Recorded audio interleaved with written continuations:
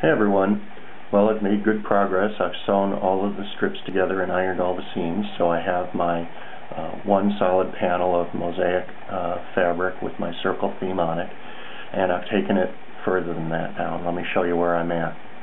I took a new photo of what I'd done and brought that into Photoshop, laid in the background, figured out how I wanted the pieces to break out, and got really solid on how that wants to look.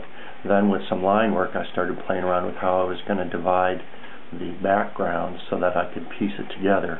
I decided I really want to piece the circular elements together in this, meaning the pieces, all elements would be sewn edge to edge with a 1/4-inch seam, as opposed to, say, an applique approach where the circular pieces are simply sewn on top of the fabric below. That's a perfectly valid way of approaching it, but I wanted the challenge. So to that end, I went ahead and cut my fabric around the edge, the outer ring, so that now I have the circle, and you can see that there. And that really committed me to going forward with the pieced approach. Then I took this to Patched Works in Elm Grove, which is where I buy all my fabric, and they're wonderful there, and bought some background fabric, which might not be a natural choice, except it looked really good, and here it is. It's a black fabric with a silver circular paving pattern on it, and it's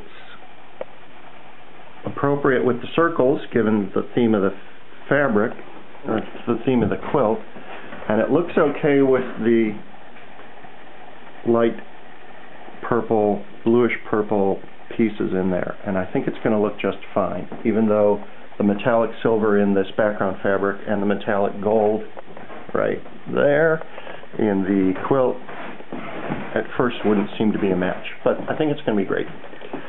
Then I decided I really needed to figure out exactly what size and shape these background pieces were going to be, so I didn't screw up, because I bought the last remainder of the bolt for this background fabric. They don't have any more, so if I screw this up, I have to start over with another piece of fabric, and I don't want to do that. So I went into Adobe Illustrator, and I basically drew the whole top of the quilt in Illustrator, and then you can see that here. And then I started by printing out the top right portion of it, because that's where I'm going to start. Printed that out at full size and tiled the pages together. So here on my dining room table you can see at actual size in turquoise the shapes of the pieces I need to cut out of the new background fabric, and then how I need to piece the hexagons together.